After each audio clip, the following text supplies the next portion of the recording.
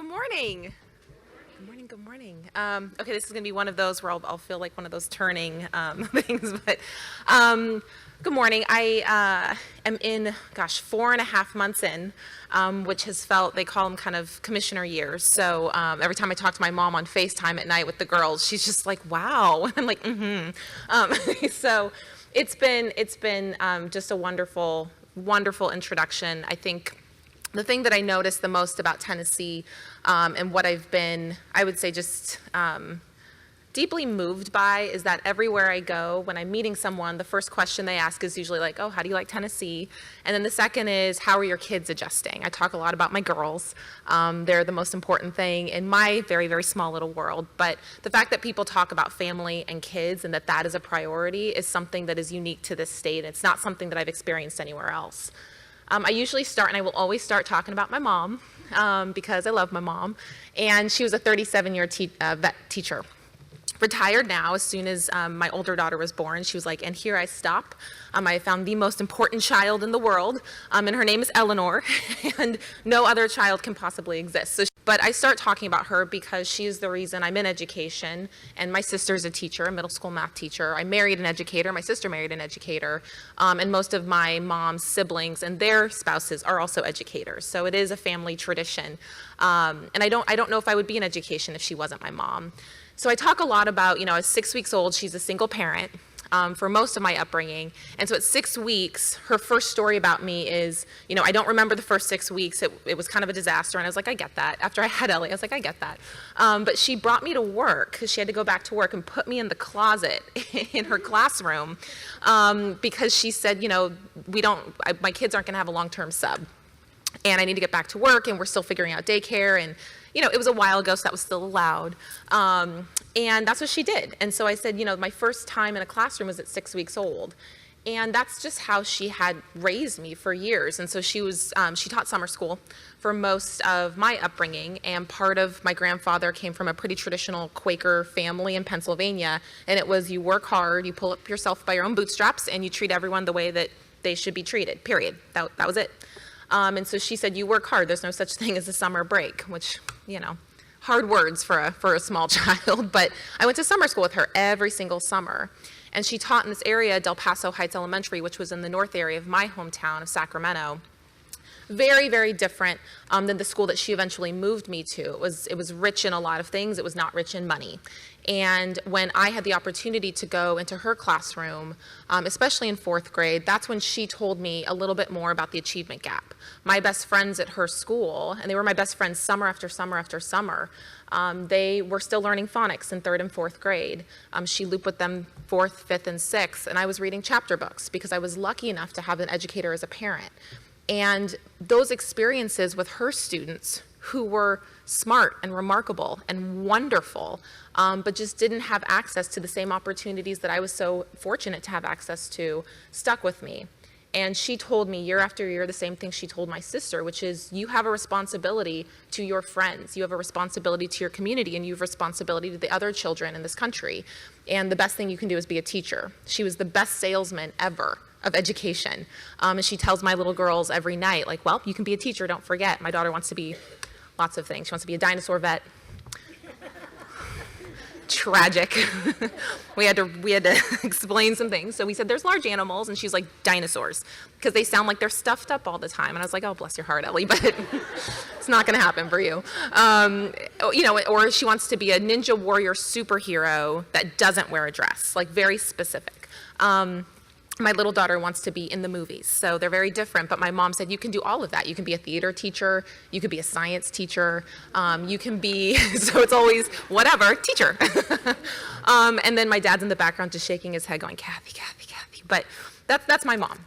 And it's why I'm in this work. And it's why even when I veered and said, well, maybe I'm going to be an attorney. Maybe I'll be a doctor. Maybe I will be, and then fill in the blank. I kept coming around back to education because I think it matters so much. My first day of kindergarten, my mom had to get to work because it was her first day of school. And I had this pink backpack. And I remember she sat me down on the bench and she'd kiss my forehead and she'd say, I love you very much. It's your first day, and pumped me up. And then she had to go.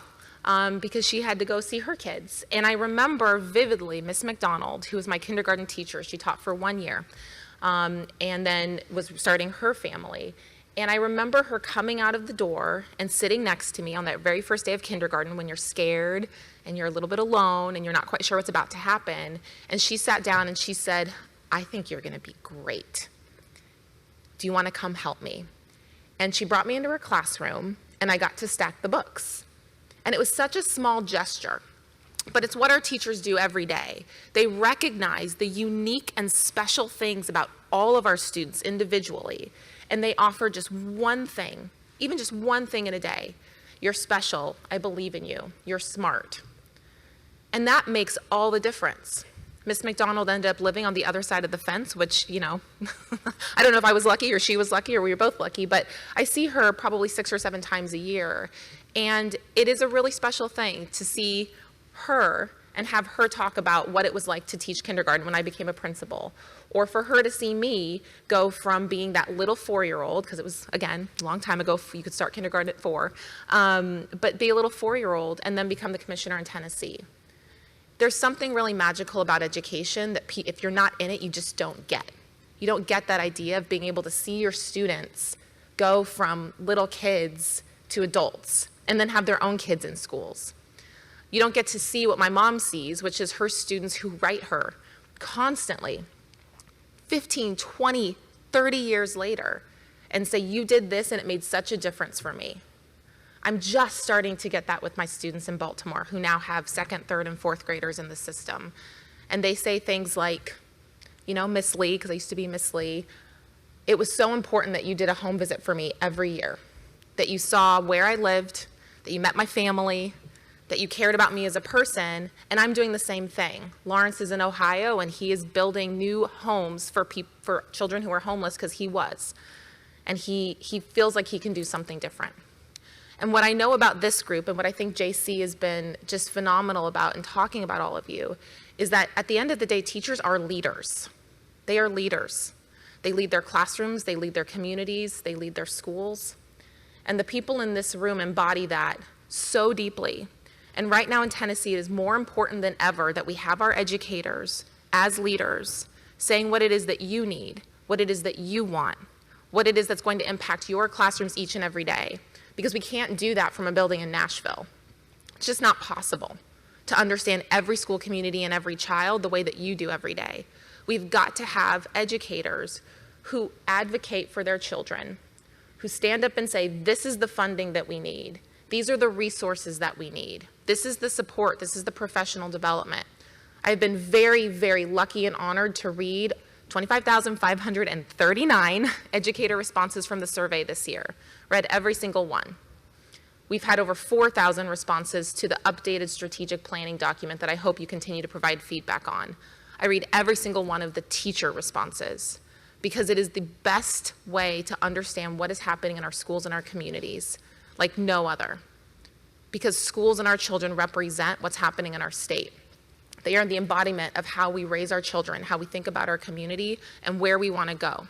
I just want to end with, I tell this story a lot. I didn't start telling it until I came to Tennessee, but a lot of times people say, like, "What are you about? What is it that drives you every day?" And it certainly is my mom and my sister, and when I look at my kids, they wake up and I send them to public school here in Metro, that drives me. Being a parent changed myself as an educator. But more importantly, I think about these two simultaneous moments, and a couple of you might have heard me tell this story, but it is the most important story, I would say, of my life. And it is when I became a principal, which is a really tough job. Not as hard as being a teacher, but it is a tough job.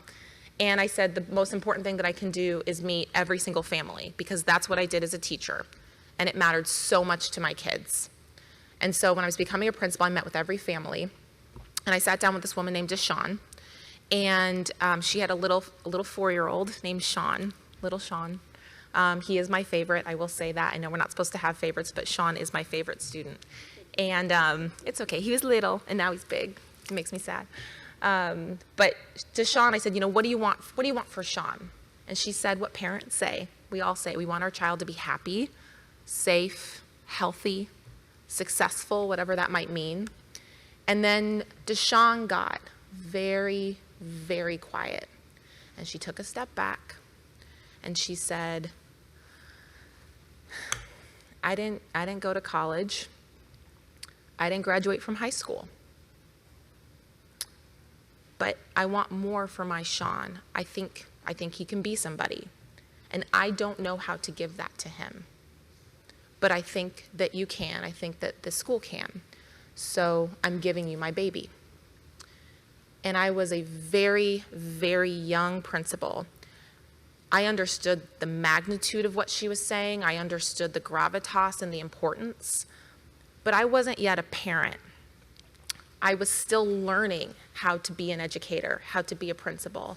And so it didn't resonate with me until literally a year later.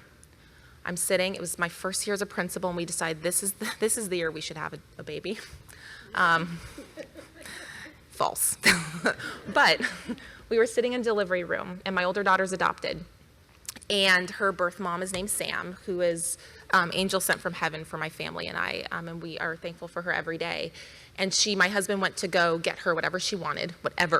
She got everything. And so it was just her and I. And that's a really difficult moment because you're sitting there waiting to become a parent for the first time.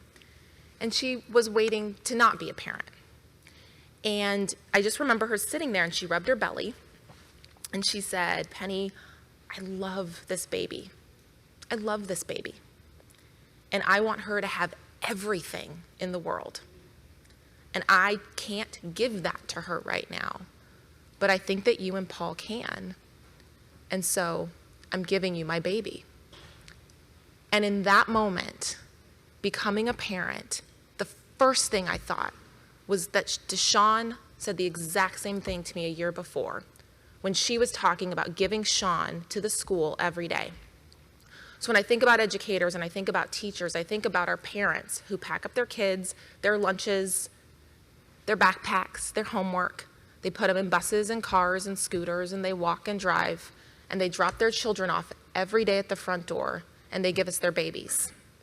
There is no greater responsibility that any of us have than to take a child every day and promise that parent that you are going to do right by that child in the same way that you would want someone to do right by your own.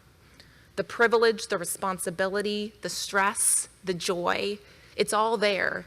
And we have our kids for most of their waking hours for 13 years. What a job. What a job.